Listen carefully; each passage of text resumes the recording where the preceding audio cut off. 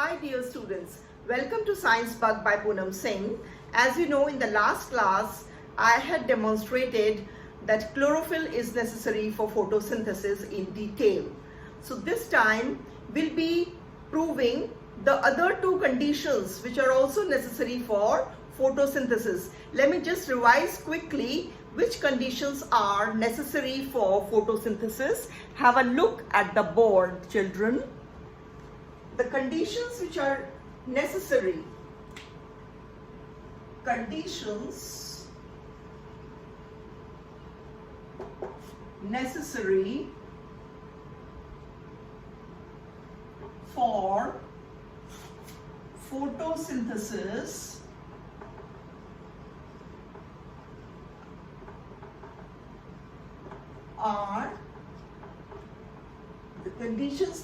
for photosynthesis are number one, presence of chlorophyll.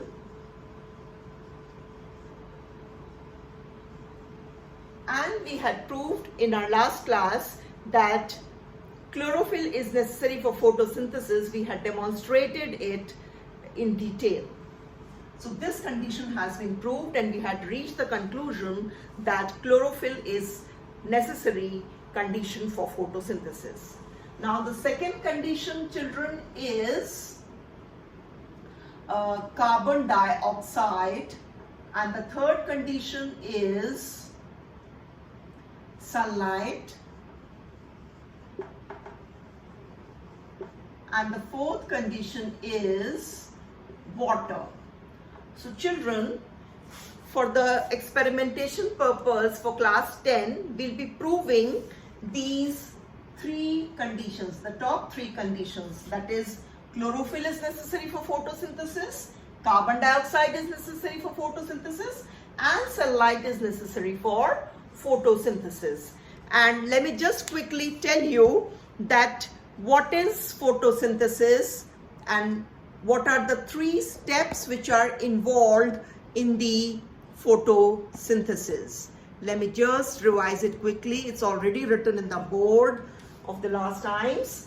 See, photosynthesis, it is the formation of glucose or starch from the inorganic substances like carbon dioxide and water in the presence of sunlight and chlorophyll, right?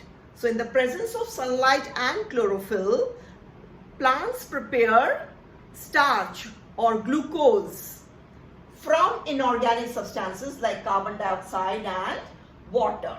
So plants are the only organisms which prepare their own food inside their own body.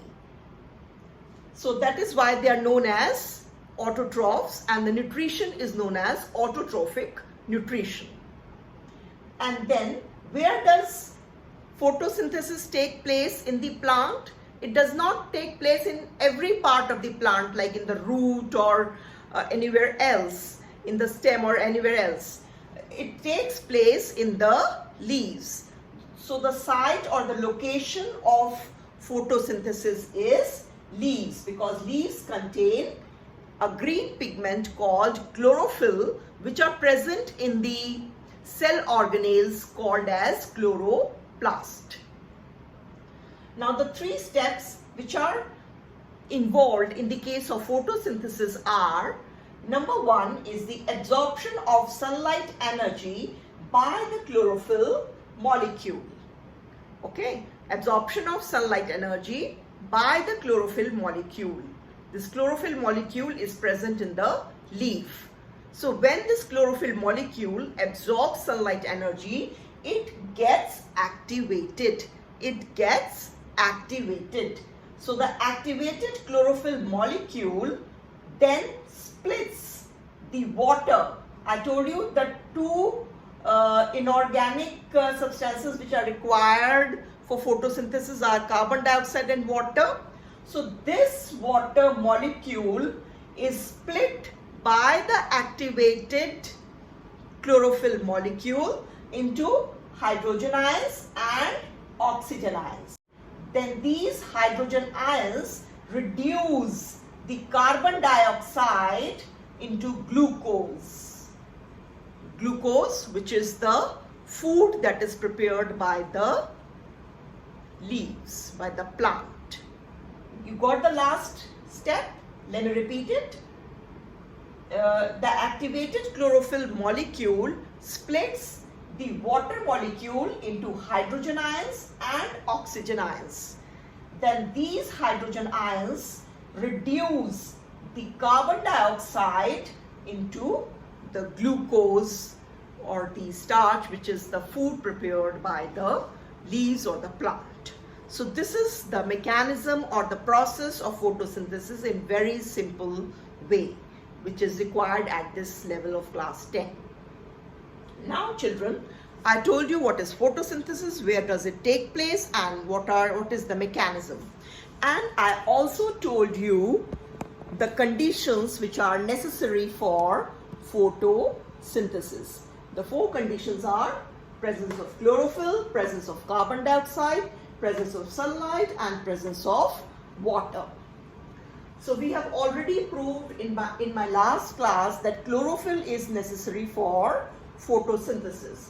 Now in this class, we will be demonstrating that carbon dioxide is necessary for photosynthesis and sunlight is necessary for photosynthesis. Let's see the setup now. So now children, this is the setup. First we are proving that carbon dioxide is necessary for photosynthesis.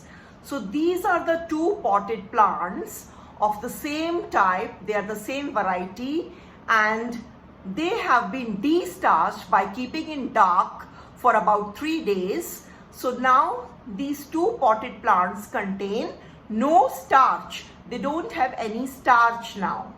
Now what we will be doing? Now we will be covering these plants with a polythene sheet so that these plants don't get the air or the carbon dioxide.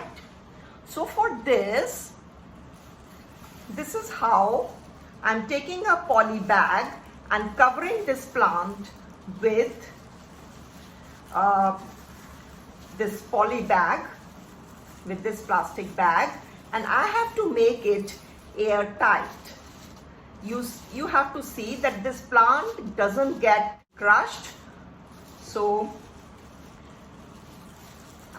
and at the same time it has to be made airtight. So for making it airtight, children, I'll be putting a cello tape at the bottom so that this plastic cover is airtight. This is the cello tape. This is the cello tape, children, and I'm putting it all around the base, that is the place where the cellophane sheet is there. So I'm covering it from all sides, taking care that the plant doesn't get crushed.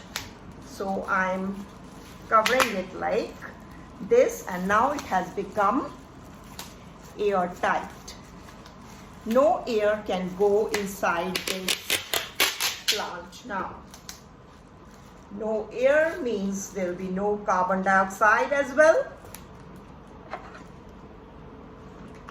So this is how I have covered this plant with a plastic sheet. You know, plastic is airtight. No air can go inside now. So it has been made airtight by fixing a tape below here. It's airtight. Now in the other plant, what we have to do is we have to put KOH, children, potassium hydroxide. This is KOH, potassium hydroxide, a petri dish containing potassium hydroxide. And what is the purpose of keeping potassium hydroxide? Children, the potassium hydroxide absorbs all the carbon dioxide which will be there in this setup. When I put the plastic bag, there will be little air inside it or carbon dioxide in it. So all that carbon dioxide which will be inside this poly bag will be absorbed by the potassium hydroxide that I have placed inside. And again, I'll be sealing it with the cello tape in the same way as I did for the first one. I'll be sealing at the base, taking care that I don't spill the potassium hydroxide or I don't crush the plant. So I have sealed this potted plant also with the cello tape. And here you have this KOH petri dish. KOH is the chemical formula of potassium hydroxide, children. So this is how the setup looks like now. So the difference between the two potted plants is that they are both exactly in the same setup with the plastic cover and everything, and it is airtight. Inside it's airtight. The only difference is that this pot contains potassium hydroxide solution inside it and this doesn't have. And this potassium hydroxide will absorb all the carbon dioxide which is inside this bag. So what will happen? This bag will be devoid of carbon dioxide. This plant will not have any carbon dioxide in it, whereas this plant will have some carbon dioxide in it. For some time, for some hours, it will have carbon dioxide, but the carbon dioxide which is in this will be used up within few minutes, you can say. Now children, the next step is I have to keep both these plants outside in the sun for at least 2 to 3 hours, because what we have provided to these plants were de-starched. Initially they had no starch in them, their leaves were de-starched. Then we have covered them, and in one potted plant there will be no carbon dioxide very soon, and in one potted plant there will be carbon dioxide. Now we'll be putting it out in the sunlight for 2 to 3 hours so that photosynthesis occurs. So children, what do you conclude? Like what can you think about what will happen when you keep it outside in the sun for 2 to 3 hours? Yes, what will happen after 2 to 3 hours? Photosynthesis will take place and there will be starch formation in this setup, but there will be no starch formation in this setup. Why? What is the reason? What are the things that are lacking in this and what are the things which is present in this? The only difference is both were de-starched, so the condition is similar. Both are getting sunlight since we have kept them outside. Both are getting water which is there in the soil which is there in the potted plant, so both are getting water. The only thing that one plant is not getting is carbon dioxide. So after you have kept these plants in the sunlight for 2 to 3 hours, you bring them inside, pluck a leaf from this plant as well as from this plant and test for the presence of starch in the same way as I had done in my last experiment the experiment where we showed that chlorophyll is necessary for photosynthesis. That is, you will have to boil both the leaves in alcohol and all the chlorophyll will come out. The leaf will be decolorized, and then in the decolorized leaf you will have to put iodine solution. Then the leaf of this plant will not show the presence of starch. That is, this leaf will not turn blue-black, whereas the leaf of this plant will turn blue-black, which shows that in this plant photosynthesis has taken place, whereas in this plant photosynthesis did not occur. So children, this is how I am only showing you the setup and the demonstration. The rest of the procedure is the same as I told you in my previous class. So you can try it out on your own if you feel like. So this is about this experiment.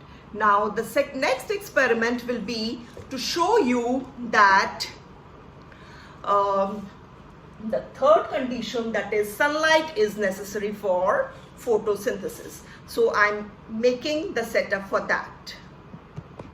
So children, our next experiment is that we have to show, the experiment is we have to show that sunlight is necessary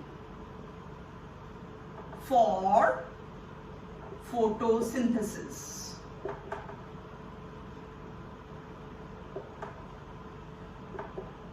To show that sunlight is necessary for photosynthesis. We have already shown that chlorophyll is necessary for photosynthesis, and just now we showed that carbon dioxide is also necessary for photosynthesis. Now we will show that sunlight is necessary for photosynthesis. So the setup is like this, children. The setup is like this. This is a potted plant which I have kept in the dark for about 3 to 4 days, and so it is de-starched. Its leaves do not contain any starch now. So there is no starch in these leaves. So what I'll be doing now, we have to show that sunlight is necessary for photosynthesis. So we'll have to restrain this condition of sunlight in one of the leaf at least. So how do we do that? Let's see. Let's take this leaf. This is de-starched leaf. It has no starch in it. All these leaves are de-starched. Let's take this leaf, since it's big in size, so you can see it properly. Now on this leaf, I'm covering some part of this leaf with a black paper.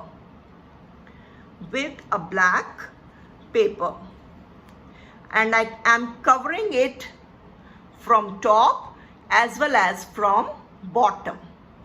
Can you see, children? I've covered this leaf with black paper from top. Bottom is still not covered, so I'll cover this bottom also.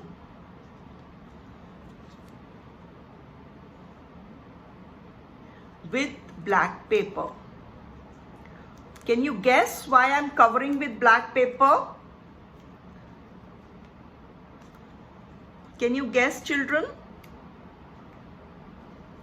Yes, it's quite simple. See, children, I've covered this leaf, on this portion of the leaf, with black paper on top as well as at the bottom, so that now I'll be keeping this plant outside in the sun for 2 to 3 or to 4 hours. Then photosynthesis will occur.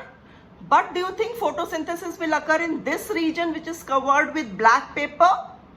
Or you can cover it with black tape also. So do you think it will, this region will carry out photosynthesis? The answer is no. This region will not perform photosynthesis. Why?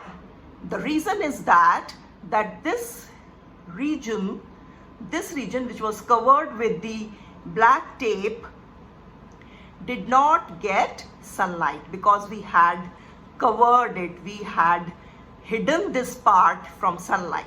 Even though the whole plant we are keeping outside in the sun, but this portion is not getting any sunlight because it has been totally covered with black tape or black paper.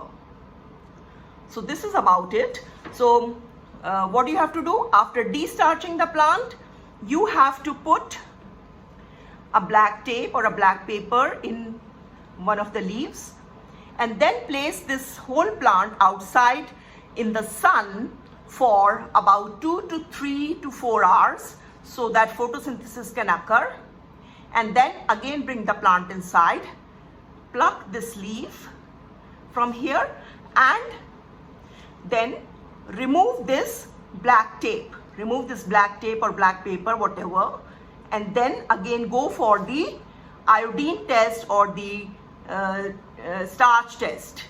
So what you have to do is remove this black tape and then put this leaf in the alcohol and boil in the alcohol the same way as I did in my first experiment in my last class. Boil it in the alcohol, all the chlorophyll will come out, then the whole leaf will be uniform in color. It will be decolorized totally. Then test for the presence of starch. Put this leaf in iodine solution and you will see that with iodine solution, only this region doesn't become blue-black. Rest all the exposed part of the leaf becomes blue-black, which shows that in this part and this part photosynthesis had occurred, so it turned blue-black, but in this region which was covered, it got no sunlight, so photosynthesis did not occur. So this proves that sunlight is a necessary condition for photosynthesis. Children, that's all for today. I hope the experiments were clear, and if you have any queries, please put them in the comment box. This video will be uploaded on patreon.com. So do visit patreon.com because that site has some extra features, some extra information. So please do visit that also. And don't forget to press the bell icon for notifications, children, because I'll be doing live sessions again to solve your problems from NCERT and other reference books. Thank you, children. Thank you for now. Bye-bye. See you next time.